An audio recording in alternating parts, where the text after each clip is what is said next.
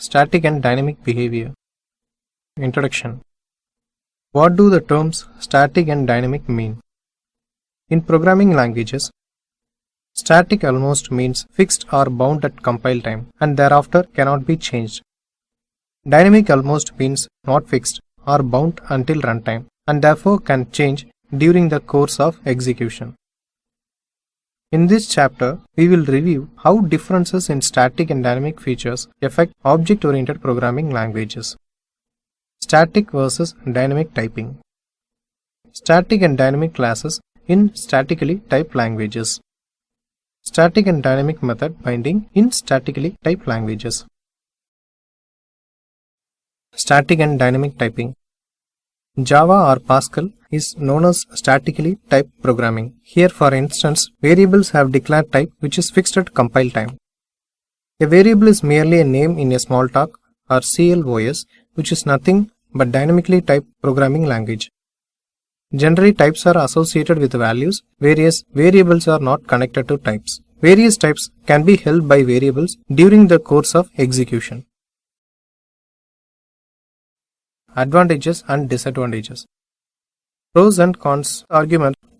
Static typing authorizes a great error reduction, more work at compile time and results in faster execution time. Dynamic typing leads to greater flexibility, easier to write, which come out as non-declarative statements. Both arguments have some empirical and thus both types will survive as languages in the upcoming future. The polymorphic variable. A polymorphic variable is a variable which can possess various types of values during the course of execution. The annex of object-oriented ideas in a statically typed language can strengthen a new twist. Recall the argument for substitution. An instance of a child class should be vouchsafed to be assigned to a variable of the parent class program shown here.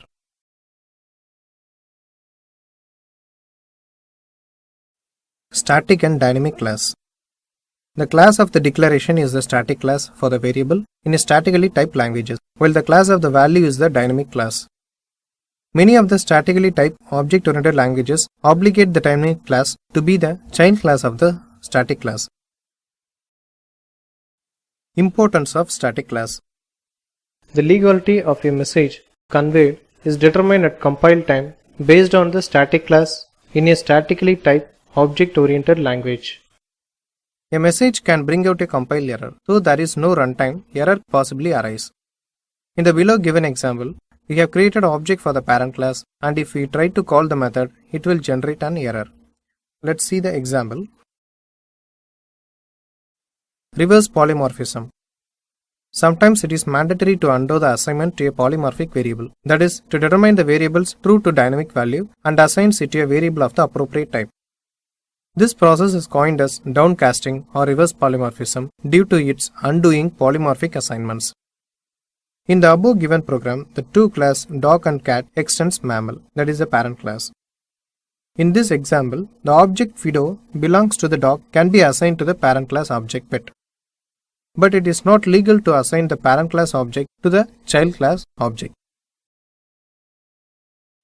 Two components of reverse polymorphism. There are two specific problems associated with the question of reverse polymorphism. The problem of identity. If the value declared as an instance of a parent class actually holds a value from a subclass. The task of assignment.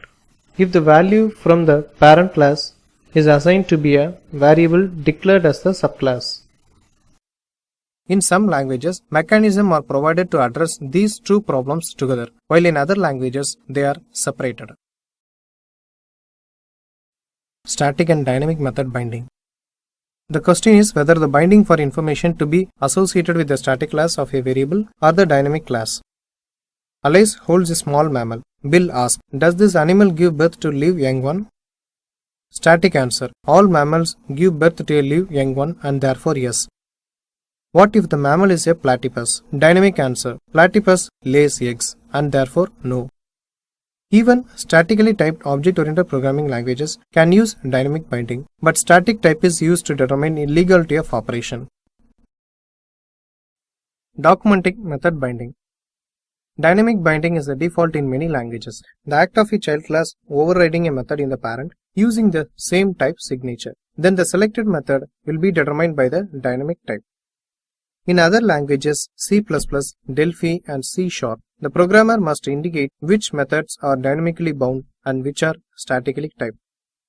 In C#, for example, this is done using the virtual keyword. The below given example shows the method binding. The animal is the parent class and dog and bat are child classes.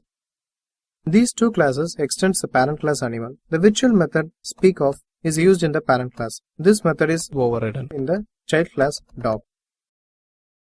Merits of static versus dynamic method binding. Efficiency. In static binding program, execution takes only less time to complete, but dynamic binding requires more time. Error detection. Static binding permits errors to be caught at compile time rather than runtime.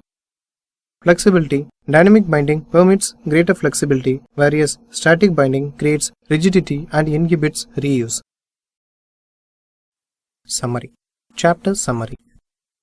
A statically typed language associates the type with variables. On the other hand, a dynamically typed language associates the type with values. Static typing facilitates better error detection, better runtime efficiency, and less flexibility. An object variable can still hold values from a child class in a statically typed object-oriented language. The static class is the class of the declaration, but the dynamic class is the class of the value held currently. The static class is used to check the legality of a message.